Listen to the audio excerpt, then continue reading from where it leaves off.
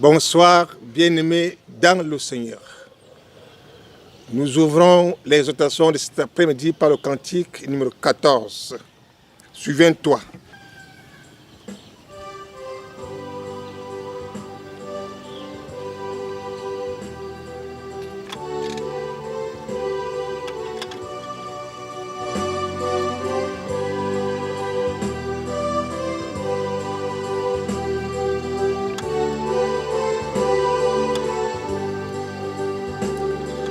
Souviens-toi du calvaire, de l'angoisse à la croix, du combat solitaire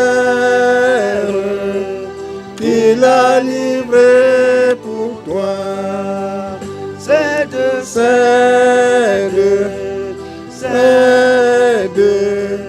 ton cœur à ton sauveur.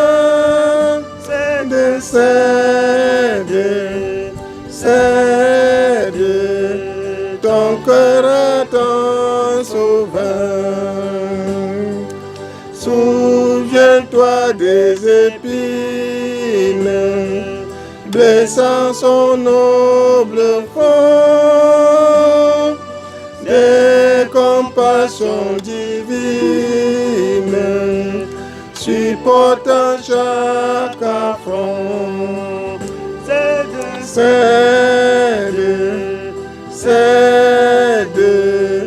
ton cœur à ton sauveur. Cède, ton cœur à ton sauveur. Pense à son agonie, pour toi pauvre pécheur, sa tendresse infinie devrait briser ton cœur. Cède,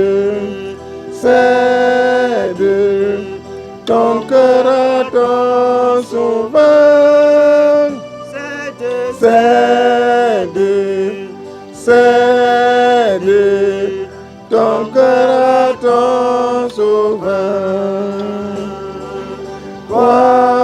Crois à sa grâce, ne désespère plus. Jésus a pris ta place, tous par lui sont reçus. Cède,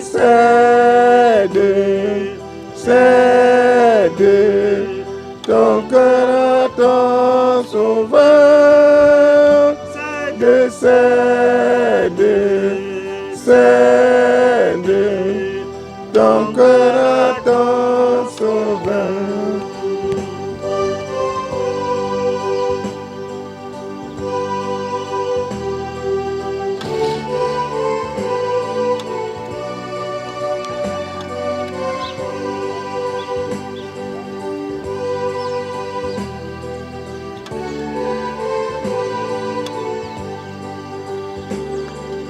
Enlève ma misère, enlève mon péché,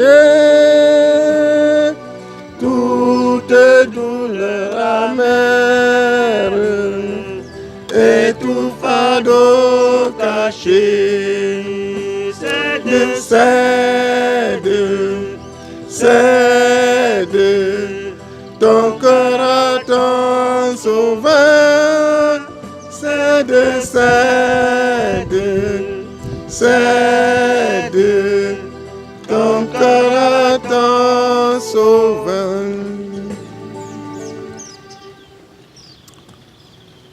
Seigneur Jésus, nous te remercions infiniment pour cette opportunité que tu nous offres aujourd'hui de partager, Seigneur, des moments, des grands moments qui ont concouru à ta crucifixion, Père. Donne-nous de comprendre l'impact de ce grand moment. D'où nous allons, Père, d'en tirer des leçons pour notre édification. Amen. Amen. Bien-aimés dans le Seigneur, bonsoir. Ouvrons nos Bibles dans le livre de Matthieu, chapitre 27, versets 32 à 43. Matthieu 27, versets 32 à 43. Nous suivons la lecture. Matthieu 27, versets 32 à 43. Nous lisons. Lorsqu'ils sortirent, ils rencontrèrent un homme de Cyrène appelé Simon et ils le forcèrent à porter la croix de Jésus. Arrivés au lieu nommé Golgotha, ce qui signifie lieu du crâne, ils lui donnèrent à boire du vin mêlé de fiel. Mais quand il eut goûté, il ne voulut pas boire. Après l'avoir crucifié, ils se partagèrent ses vêtements en tirant au sort afin que s'accomplisse ce qui avait été annoncé par le prophète. Ils se sont partagés mes vêtements et ils ont tiré au sort ma tunique. Puis ils s'assirent et le gardèrent. Puis indiqué le sujet de sa condamnation, on écrivit au-dessus de sa tête, celui-ci est Jésus, le roi des Juifs. Avec lui furent crucifiés deux brigands, l'un à sa droite et l'autre à sa gauche. Les pasteurs l'injuriaient et secouaient la tête, en disant, toi qui détruis le temple et qui le rebâtis en 3 jours, sauf toi-même. Si tu es le Fils de Dieu, descends de la croix. Les principaux sacrificateurs, avec les scribes et les anciens, se moquaient aussi de lui et disaient, il a sauvé les autres et il ne peut se sauver lui-même. Si les rois d'Israël qui descendent de la croix et nous croirons en lui. Enfin, il se confie en Dieu, que Dieu le délivre maintenant. Je l'aime car il a dit, je suis fils de Dieu. Bénissons ce message. Amen. Bien-aimés dans le Seigneur, le message du jour est supposé connu de tous. Le thème est porté sur la crucifixion du roi. Je voudrais parler du Seigneur Jésus-Christ. En effet, nous allons vivre tous des grands moments et qui ont marqué la crucifixion du roi, c'est-à-dire de Jésus-Christ. Ces grands moments sont divisés en 2 parties. Première partie, des moments avant la crucifixion, versets 32 à 34.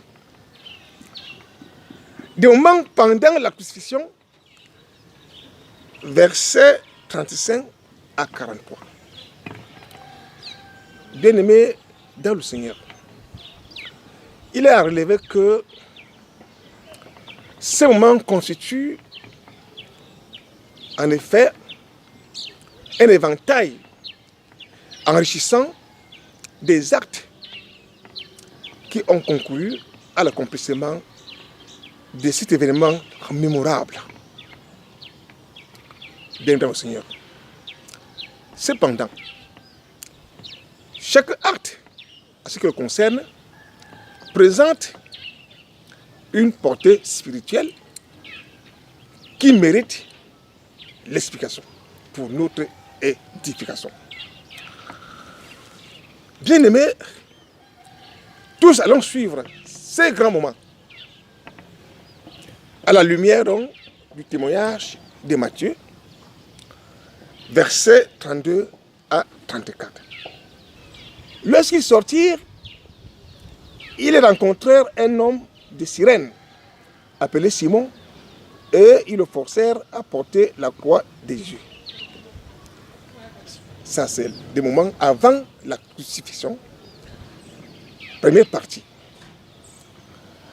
Arrivé au lieu nommé Golgotha, ce qui signifie lieu du crâne, il lui donnait à boire du vin mêlé de fiel. Mais quand il lui goûtait, il ne voulut pas boire.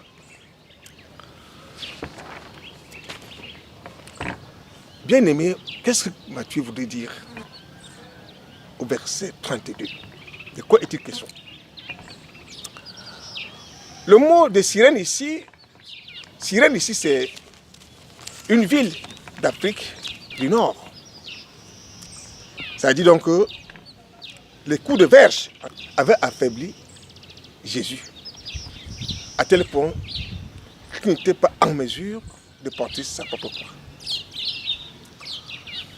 Bien aimé dans le Seigneur, cet épisode illustre l'un des aspects poignants de l'humanité de Jésus-Christ, chargé de toutes les faiblesses humaines, mais excepté le péché. Ça veut dire quoi? Ça veut donc dire que Jésus-Christ, son Père a voulu qu'il ait la forme de l'homme, qu'il ait la chair comme l'homme. Jésus a senti la souffrance, il a connu la souffrance sur toutes ses formes. Souffrance morale, souffrance spirituelle, souffrance physique. Il a été injurié, il a été dénigré, il a subi des coups. C'est pourquoi j'ai bien mis cela en exergue que cet épisode donc, illustre l'un des aspects les plus poignants de l'humanité de Jésus-Christ, chargé de toutes les faiblesses humaines, de toutes les faiblesses que l'homme peut connaître. J'entends aussi par faiblesse des souffrances, excepté le péché. Jésus n'a pas péché parce que ces souffrances pouvaient l'amener à abandonner la foi. Ces souffrances pouvaient l'amener même à se décourager. Ces souffrances même, telles que je les ai définies, pouvaient l'amener même à se révolter. Nous sommes éclairés dans Hébreux 4, verset 15. Car nous n'avons pas un souverain sacrificateur qui ne puisse compatir à nos faiblesses. Au contraire, il a été tenté comme nous, en toutes choses, sans commettre de péché. Comme je l'ai déclaré plus haut, Jésus a connu la souffrance morale, la souffrance spirituelle, la souffrance physique. Ça veut dire donc que, mais il n'a pas péché. Dieu a voulu donc que Jésus connu ces choses afin de compatir à nos souffrances. C'est-à-dire, compatir qui veut dire prendre part à la souffrance. Oui, c'est-à-dire Jésus donc c'est à nous lorsque nous nous trouvons dans des situations difficiles, lui-même sachant ce qu'il a vécu. Donc, Christ donc sait déjà que nous sommes des hommes, mais lui n'a pas péché. Mais nous sommes prêts à pécher parce que nous avons des limites. Il est prêt à partager nos souffrances. C'est-à-dire, il est prêt à compatir.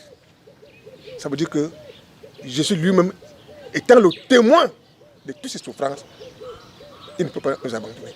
C'est pour cela que Jésus-Christ est prêt toujours à intercéder pour nous, à prier pour nous et à pardonner nos péchés pour ceux qui sont humbles et qui croient en lui. Cette compassion aujourd'hui implique la miséricorde qu'il manifeste envers des humains qui reconnaissent leurs péchés. Prenons l'exemple, bien aimé, Qu'est-ce qui s'est passé? Posons-nous la question, pourquoi Jésus porta-t-il sa croix? Dites-moi, c'est ça le problème. Il faut que le chrétien se pose la question, pourquoi est-ce que Jésus porta-t-il sa propre croix? Bien aimé, selon la coutume romaine, les condamnés devaient porter leur propre croix jusqu'au lieu de l'exécution. Ça veut dire que Jésus était considéré comme un malfaiteur, un criminel, un condamné.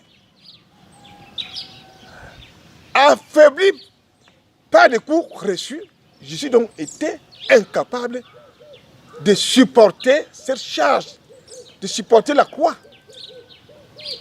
Il n'était pas en mesure de continuer le parcours avec la croix. Alors, les Romains donc contraignent le badaud, appelé Simon, à l'aider.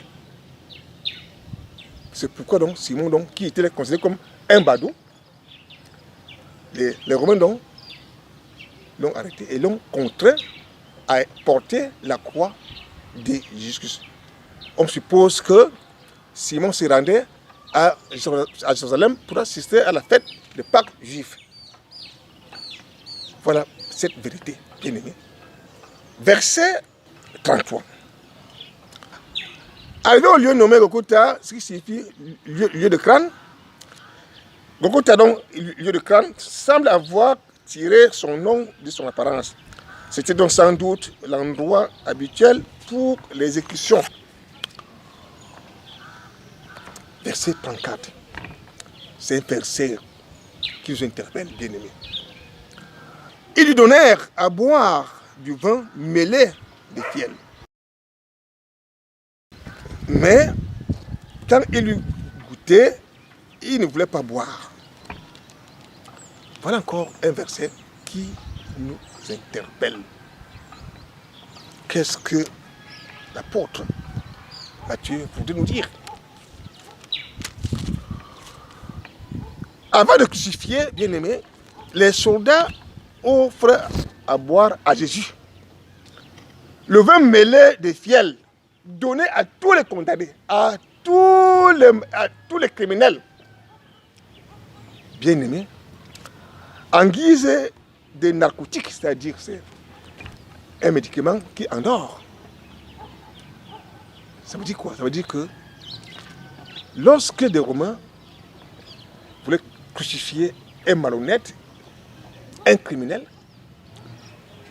on lui donnait du vin mêlé de fiel. Ça avait été comme l'anesthésie. C'est-à-dire ça avait un caractère anesthésiant pour que le criminel ne sente rien. Mais Jésus a refusé. C'est une grande révélation. Ça dit beaucoup, bien aimé. Jésus a compris qu'il fallait aller jusqu'au bout. Qu'il fallait obéir à son Père. Voilà, bien aimé, les soldats offrent à boire à Jésus le vin mêlé de fiel donné à tous les criminels condamnés en guise de narcotique, c'est-à-dire médicament qui endort. Jésus refuse de le prendre. Il a compris. Il a compris le geste. Il était nécessaire pour lui de porter la pleine charge des péchés des hommes, sans diminution ou affaiblissement des sens, sans adoucissement de sa souffrance. Si Jésus acceptait ce vin bien-aimé, il n'accomplirait pas la volonté de son Père.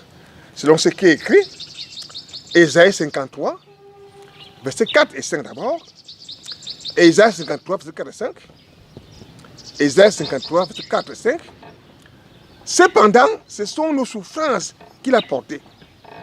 C'est de nos douleurs qu'il s'est chargé et nous l'avons considéré comme puni, frappé de Dieu et humilié. Mais il était blessé pour nos péchés, brisé pour nos iniquités. Le châtiment qui nous donne la paix est tombé sur lui. C'est par sûr que nous sommes guéris. Verset 10, également,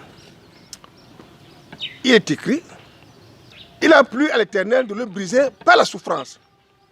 Après avoir livré sa vie en sacrifice pour le péché, il verra donc une postérité et prolongera ses jours. Et l'Éternel prospérera entre ses mains. Donc Jésus ne pouvait ne pas refuser. Sinon, il n'accomplirait pas la volonté de son Père. Bien aimé, c'est une très grande leçon. Au regard de ce qui précède, Jésus a accepté la souffrance. Ça veut dire que les Romains ont voulu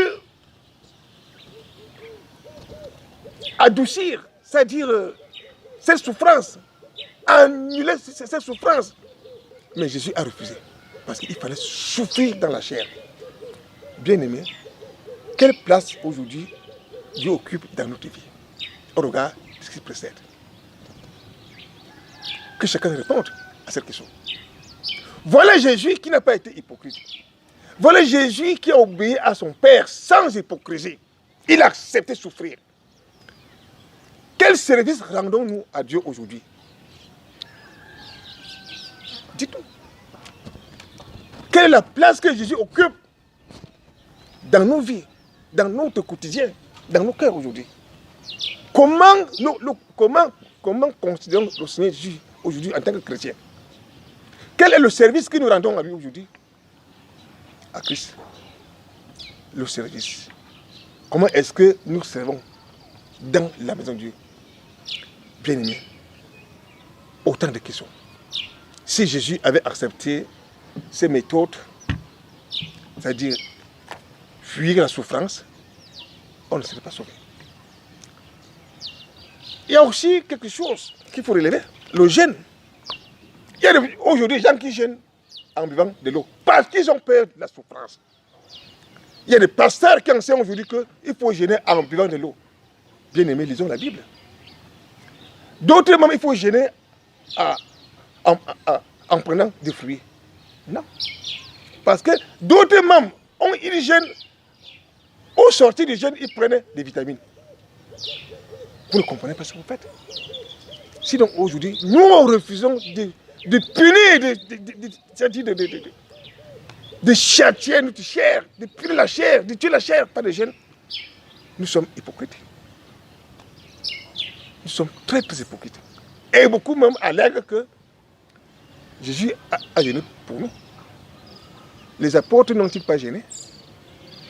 Allez lire Acte 13, verset 2. J'en reviendrai plus tard. Acte 13, verset 2. Jésus nous a montré un bel exemple. Il n'a pas fui la souffrance. Mais nous fuyons aujourd'hui la souffrance. Le moindre effort que Dieu nous demande, c'est-à-dire de lui rendre un service agréable, un culte qui lui soit agréable, nous sommes incapables de le faire. Regardez. Deuxième partie, maintenant. Le moment pendant la crucifixion, qu'est-ce qui s'est passé? Verset 35 et suite. Nous rentrons toujours. Verset 35. Après l'avoir crucifié, ils se partagèrent ses vêtements en tirant au sort afin que s'accomplisse ce qui avait été annoncé par le prophète. Ils se sont partagés mes vêtements et ils ont tiré au sort ma tunique. Puis ils s'assirent et le gardèrent pour indiquer le sujet de sa condamnation. On écrivait au-dessus de sa tête celui qui est Jésus. Celui-ci est Jésus et le roi des Juifs.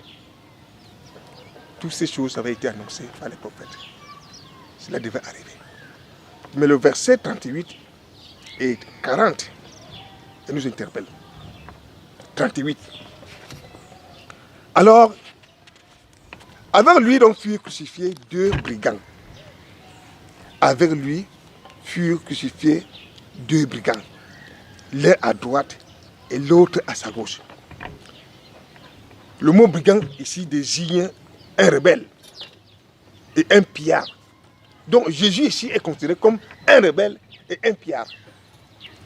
Bien-aimé dans le Seigneur, ces choses sont arrivées pour que les Écritures soient accomplies. Beaucoup aujourd'hui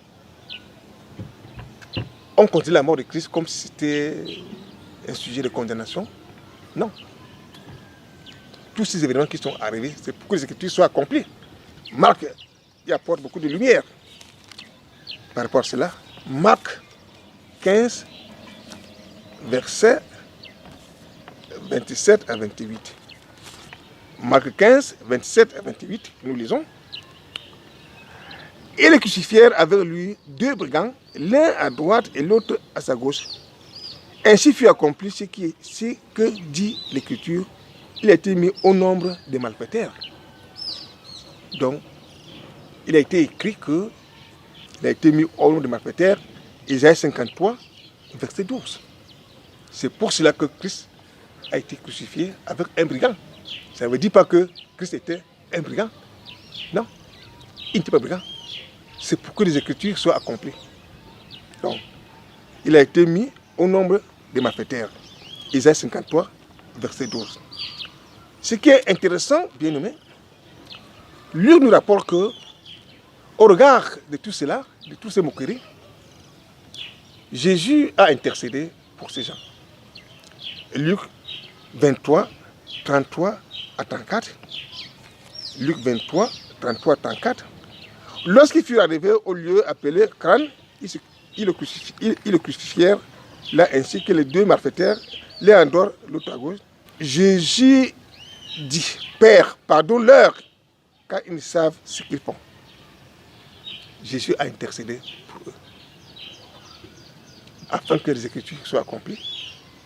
Toujours, vous verrez ça dans Isaïe, à la maison. Isaïe 53, toujours, verset 12. Il a intercédé pour les coupables. Donc Jésus a intercédé pour ces brigands qui l'ont injurié, afin que les Écritures soient accomplies. Verset 40, bien aimé, nous interpelle également. En disant, toi qui détruis le temple et qui le rebâtis en 3 jours, sauve toi-même, si tu es le Fils de Dieu, descends de la croix. Toi qui détruis le temple et qui le rebâtis en 3 jours. Ils n'ont pas compris. Les Juifs n'ont pas compris Jésus-Christ. Ils n'avaient pas compris les paroles de Jésus. Il parlait du temple de son corps. Jean 2, verset 21. S'il ne descendait pas de la croix, ce n'était pas parce qu'il n'en était pas capable. Jean 10, verset 18. Parce qu'il était quand même le Fils de Dieu. Jean 10, verset 18, il est clair. Jean 10, verset 18, il est écrit. Personne ne me l'ôte, mais je la donne de moi-même. 17 à 18, le Père même, parce que je donne ma vie afin de la reprendre. Personne ne me l'ôte, mais je la donne de moi-même. J'ai le pouvoir de donner et j'ai le pouvoir de la reprendre. Tel est l'ordre que j'ai reçu de mon Père. Donc Jésus n'était pas incapable de descendre de la croix. Il n'était pas incapable. Donc, la preuve qu'il était bien le Fils de Dieu, 23 jours plus tard, lorsqu'il revint à la vie, avec son temple, son corps construit. Donc ici, Christ a voulu parler de sa mort et de sa résurrection. Il est mort, après 3 jours, il est ressuscité intact avec tout son corps. Donc c'est ce corps qui symbolise le temple, que beaucoup n'ont pas compris. Bien aimé, quelque chose s'est passé et cet événement va nous servir de conclusion. Il y a eu des signes terribles après la mort de Christ sur la croix. Verset 51. Verset 51, bien aimé, suivant la fin de l'histoire. Et voici, le voile du temple se déchira en deux. Depuis le haut jusqu'en bas, la terre trembla, les rochers se fendirent. C'était un événement terrible. Le voile du temple, que veut dire le voile du temple ici? Le rideau qui interdisait l'entrée du lieu très saint. On va aller lire Exode 26, verset 33, Hébreux 9, verset 3. Le voile déchiré signifiait que l'accès vers la présence de Dieu était désormais offert à tous. Par le moyen d'une voie nouvelle et vivante, Hébreux 10, verset 19 à 22, le fait qu'il s'ouvrit donc de haut en bas indiqua qu'il ne s'agissait pas d'une action humaine, mais d'une œuvre divine. Dieu lui-même déchira le voile. Je reprends ces propos. Le voile déchiré signifiait que l'accès vers la présence de Dieu était désormais offert à tous par le moyen d'une voie nouvelle et vivante. Hébreux 10, verset 19 à 22. Le fait qu'il s'ouvrit de haut en bas indiqua qu'il ne s'agissait pas d'une action humaine, mais d'une œuvre divine. Dieu lui-même déchira le voile. De manière générale, cet événement donc signifiait que Jésus, par sa mort, avait ouvert pour les hommes un nouvel accès au Père. Bénissons ses paroles. Amen. Amen. Suivez bien haut la grande nouvelle, le ciel est ouvert à tout être humain. La route est tracée, un guide fidèle nous conduira par la main. Le salut pour tous, le salut par grâce, à tous est ouvert, à tous est donné. Oh, venez pécheurs, venez, le temps passe, et vous serez pardonnés. Lumière bien haut, la grande nouvelle, le sang de Jésus a tout effacé. Et que vous soyez, c'est vous qui l'appelle, vous qui l'avez offensé. Le salut pour tous, le salut par grâce, à tous est offert, à tous est donné. Oh, venez pécheurs, venez, le temps passe, et vous serez pardonnés.